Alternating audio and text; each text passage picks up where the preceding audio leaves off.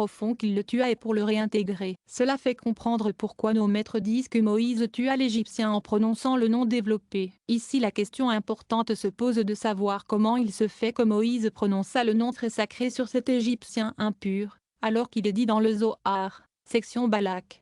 Folio 197, que Pinchas dit à Zélak, va et tue-le, mais pas par le nom développé, car il est indigne que le nom soit prononcé sur lui. Cependant Biléam avait été prophète, ainsi que le disent nos maîtres. Cela devait donc encore beaucoup moins se faire pour cet Égyptien. Mais il faut prendre la chose comme nous l'avons dit, Moïse, en effet, avait l'intention de le restituer. De là, la prononciation du nom. Il faut noter d'ailleurs que le nom prononcé ne fut pas celui dont il est dit dans l'Exode 3, verset 15. Ceci est mon nom dans l'éternité. Celui dont nos maîtres ont dit que qui le prononcerait par ces lettres n'aurait aucune place dans le monde futur. On sait aussi qu'il y a plusieurs noms que l'on appelle exposés, comme il y en a d'autres que l'on appelle des surnoms. Sur ce point on peut voir la préface du livre des lettres de Rabbi Akiba où il est traité des noms exposés du Très Saint. Il nous a été dit par nos maîtres que le nom par lequel Moïse tua l'Égyptien était le nom de 42 lettres dont le commencement est Stigaba et Setera. Ce nom, comme on le sait, est celui de la sévérité, et il tue. Quelques-uns lui ajoutent les points,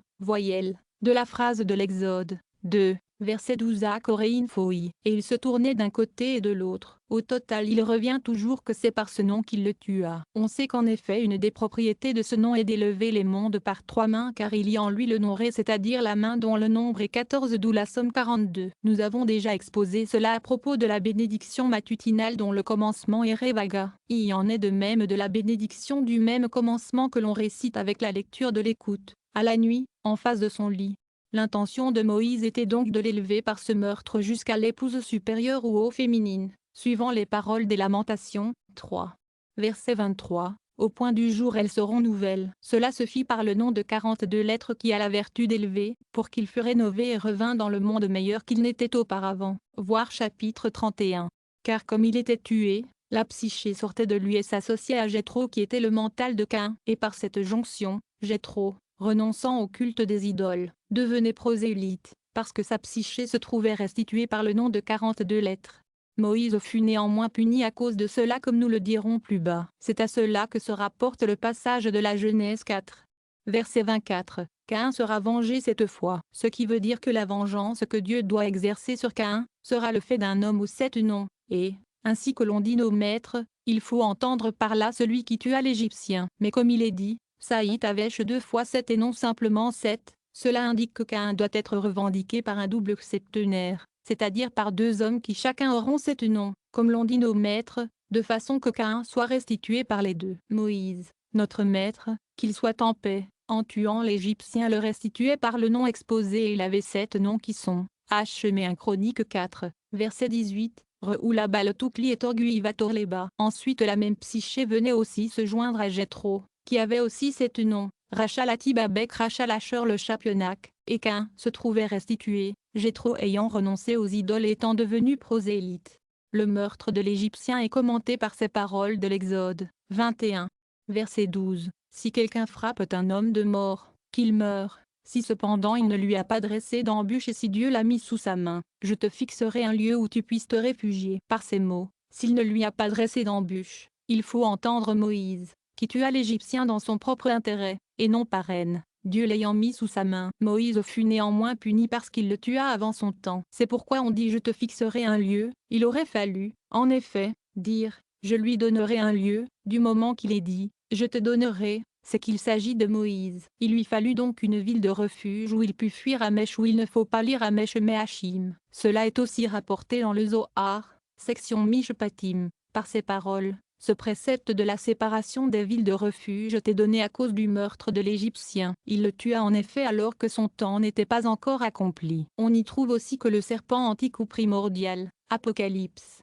12, verset 9, était présent, ce qui revient à ce que nous avons dit plus haut. Caïn étant des sévérités, l'impureté du serpent s'était accolée à sa psyché. S'il avait tout entier, ce qu'à Dieu ne plaise, procédé de l'impureté comme beaucoup le pensent, Moïse eût été obligé de supporter l'exil. En effet il est dit ici, le 3e principe est relatif aux villes de refuge et ces 3 villes transjordaniques des refuges ne furent mises en usage que lorsqu'elles furent séparées des autres dans la terre d'Israël. C'est pourquoi Moïse se hâta, comme il est dit dans le Deutéronome 4, Verset 41. Moïse alors sépara les 3 villes. Les choses se présentent sous cet aspect, que par cette séparation des villes Moïse voulait se donner à lui-même comme un exil en expiation de son péché, d'où le mot Amish se trouve enfermé dans Ahem, de l'impureté que cette Égyptienne impie avait mise dans Shelomith fille de Dibri, ce qui était le mal. Sortit ce fils dont il est dit dans le Lévitique, 24, verset 10, et sortait le fils d'une Israélite qui était le fils d'un Égyptien et il maudissait le nom sacré. C'est qu'en effet les fils accomplissent les œuvres de leur père,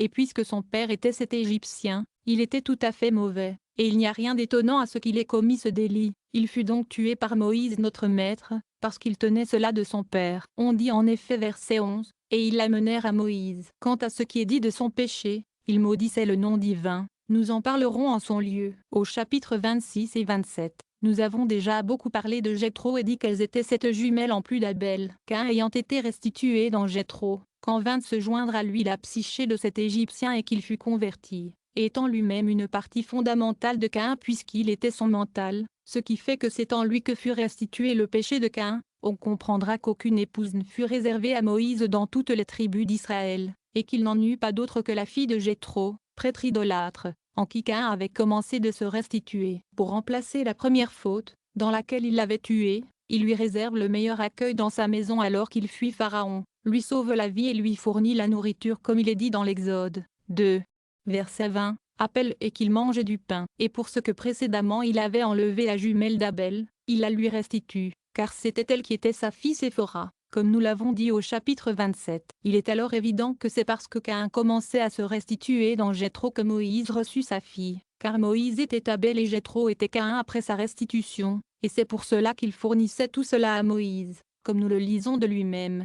Mais l'Égyptien et Korak, Dathan, Abiram et Doeg et Ahitophel étaient tout produits de la mauvaise partie de Caïn avant qu'il fût restitué. C'est pourquoi ils restèrent les adversaires de Moïse et David. Ce qui est à noter. Par là on comprend aussi les mots de l'Exode 18 verset 6, « Moi, ton beau-père Jéthro est ta femme. » Il aurait dû dire, « Ma fille » mais il dit, « Ton épouse », entendant l'épouse première qu'il avait eue au temps d'Abel. C'est pourquoi les lettres initiales de ces mots intimes Touatena représentent le mot I.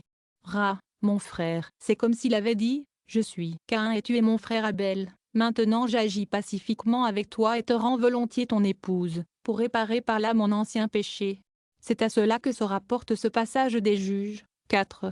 Verset 11, et Héber le Kénite s'était séparé de Caïn. Ce Héber était de la postérité de Jéthro, comme il est écrit là même, des fils d'Obab, beau-frère de Moïse. D'où Héber de la postérité de Caïn était du genre bon qu'il avait en lui. Chapitre 29. C'est pour cela que l'on dit, il s'était séparé de Caïn. En effet dans Caïn le bien et le mal étaient mélangés mais à ce moment le bien s'était séparé du mal. Aussi Héber est-il dit Yanak qui sont les lettres de Caïn car il descendait de Caïn et s'était séparé de Caïn, c'est-à-dire de la partie mauvaise.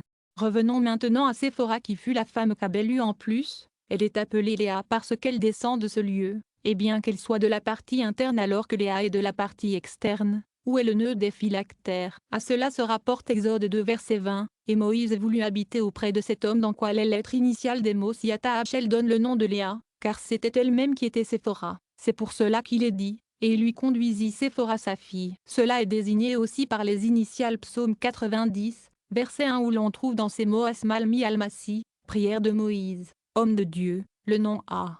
Elle. La chose se passe ainsi parce que toutes les notions du royaume sont appelées prières, mais il y a plusieurs espèces de prières, par exemple l'oraison de David qui est le royaume de la notion davidique, il y a aussi l'oraison du pauvre qui est le royaume le plus bas et à qui convient ce nom de pauvre, puis l'oraison de Moïse qui est le plus élevé royaume de l'information et la jumelle en plus, épouse de Moïse. C'est ce qui fait dire que l'oraison de Moïse c'est-à-dire la notion du règne de Moïse, est marquée par ses initiales, qui donnent le nom, qui sont Léa. Il ne faut pas entendre, en effet, l'oraison de Rachel qui est infime, mais l'oraison de Moïse qui est en hausse sous la notion de Léa. Il ressort aussi de la signification du mot alphet qui équivaut à alpat et dans le sens de la copulation et de l'union, puisque la jumelle en plus est jointe et associée à Moïse qui est le fondement du Père et parce que là est sa racine, voir chapitre 27. Par là on comprendra ce qui est dit dans le Zohar, section Balak, par ces paroles. Il y a 4 raisons, l'oraison de Moïse, celle de Habacuc, celle de David et celle du pauvre, et aucune n'est aussi agréée que l'oraison du pauvre. Cela peut aussi faire comprendre ce que l'on trouve dans Nombre 12. Verset 1. Myriam et Aaron parlaient contre Moïse à cause de la femme éthiopienne qu'il avait prise. J'expliquerai d'abord quelle est la femme éthiopienne. Je dois d'abord faire voir ce que l'on trouve dans le livre unique qu'on appelle la chronique de notre maître Moïse, qu'il soit en paix, et où il est dit que Moïse alla en Éthiopie. Il régna 40 ans et eut comme épouse la femme même du roi qu'il épousa suivant la coutume juive. Ensuite cependant il posa une épée entre elle et lui et ne la toucha jamais. La question se pose donc de savoir comment il se fiança à la femme éthiopienne et pourquoi l'ayant épousée il ne la toucha pas. Cela s'explique parce que nous avons dit au chapitre 27 sur la nature de la jumelle supplémentaire, c'est-à-dire qu'elle était de la notion des cerveaux de l'état adulte. Nous avons dit en même temps que toutes ces notions sont aussi dans les cerveaux de minorité. Il s'ensuit que comme la notion de Zipporah se trouve dans les cerveaux de l'état adulte, elle se trouve aussi dans les cerveaux de minorité, ce qui se comprend mystiquement par la susdite femme éthiopienne. Nous savons déjà que les cerveaux de la minorité sont tous des jugements parfaits de non-Elohim et en particulier, les notions féminines sous le temps de la minorité. Il a déjà été dit des jugements qu'il y en a deux genres, des jugements masculins qui sont au nombre de 325, et des jugements féminins au nombre de 280, suivant le nombre de Rfetsang qui sont les lettres doubles. Cette femme éthiopienne est le royaume de la notion du Père. Et ce sont des jugements masculins dont le nombre est Apshtu 325, et 326 en ajoutant le mot qui est le nombre chouvo éthiopien. Ici la couleur noire marque qu'elle fut de genre des jugements rigoureux de la minorité. Et c'est ainsi que l'on dit dans le Zohar à la section Pécoudé que 325 étincelles seront purifiées dans la pensée, c'est-à-dire dans la sagesse. Il résulte de là que Moïse eut deux jumelles en plus, l'une, l'éthiopienne, de la notion de la minorité et l'autre, Zipporah de la notion de l'état adulte, qu'il épousa et avec laquelle il coucha. C'est pour cela que le nom de Zipporah signifie l'oiseau pur, car elle était sortie épurée du plan des jugements, à cause de quoi Moïse l'épousa, copula avec elle et en eut des enfants. Quant à l'Éthiopienne qui se rapportait au jugement accompli de la minorité, il ne voulut pas la prendre ni avoir d'enfant d'elle, elle n'en était pas moins sa femme, puisqu'il l'avait épousée suivant la loi juive. Myriam et Aaron, qui ignoraient cela, pensaient que Moïse avait commis une erreur en épousant une Éthiopienne, et qu'il était honteux pour un tel homme d'avoir fait un pareil mariage, d'autant plus qu'ils avaient appris qu'Elda et Médad prophétisaient dans le camp. Et d'après nos maîtres, ce qu'ils prophétisaient était que Moïse allait mourir et n'entrerait pas dans la terre d'Israël, l'entrée devant être effectuée sous la conduite de Josué. Ayant donc appris cela et ne connaissant pas la cause qui pouvait faire mourir Moïse et lui interdire l'entrée d'Israël, car le péché envers la pierre n'avait pas encore été commis, qui devait être la cause de sa mort. Aaron et Myriam croyaient qu'eux-mêmes entreraient dans la terre d'Israël et c'est pour cela qu'ils disaient penser que la cause de la mort de Moïse résidait dans le fait d'avoir épousé l'Éthiopienne. Sachant que la raison pourquoi Moïse n'entra pas dans la terre d'Israël consiste en sa trop grande excellence, car la face de Moïse était comme la face du soleil qui est l'arbre de vie, tandis que celle de Josué était comme la face de la lune qui est la notion de la terre d'Israël, parce que c'était lui qui devait y introduire les Juifs. C'est pourquoi Moïse disait aux explorateurs de chercher si l'arbre était en ce lieu ou n'y était pas. Il voulait en effet savoir si l'arbre de vie, dont Moïse provenait, régnait dans la terre d'Israël, si c'était seulement la lune. Telle est la raison mystique pour laquelle Moïse n'entra pas dans la terre d'Israël, comme nous l'avons exposé dans le traité de la génération du désert. Myriam et Aaron pensaient que la cause était dans le mariage avec l'Éthiopienne. Il est vrai que cette cause aurait pu résider dans le fait que la prophétie de Moïse descendait de l'arbre de vie qui a nom tétragrammaton, et non du nom Adonai. Mais pensait-il, tétragrammaton nous a parlé aussi, n'a-t-il donc parlé qu'à Moïse pour que ce soit là la cause de sa mort? Cela est impossible puisqu'à nous aussi tétragrammaton a parlé. Pourquoi donc entrerions-nous, et non lui? Car la sentence n'était pas encore partie contre Aaron avant le péché envers la pierre. C'est alors qu'il leur répondit qu'il n'en était pas comme il pensait et qu'il ne mourrait pas à cause de l'Éthiopienne, qu'il avait dû épouser très nécessairement. Comme nous l'avons dit, la vraie cause était l'excellence de Moïse. Et comme ils objectaient que Dieu leur avait aussi parlé, ajoutant, « Pourquoi donc alors entrerons-nous » Moïse ne répondit pas, il ne voulait pas leur signifier qu'il était meilleur qu'eux, comme on le sait par les paroles du Seigneur verset 7, « Il n'en est pas ainsi de mon serviteur Moïse. » Et puisque nous sommes sur ce sujet, expliquons ce qui est dit dans le Zohar à la section Béréchit que les ossements et le corps de Jacob furent ensevelis dans la terre d'Israël, mais que Joseph n'y eut que ses os et non son corps, et Moïse notre maître, qu'il soit en paix, ni son corps ni ses os. En voici la cause. Jacob avait repoussé Timna qui voulait le séduire, fait qui le rendait digne d'être enseveli corps et os dans la terre. Mais Joseph, parce qu'il souffrait de gonorrhée, Genèse 49.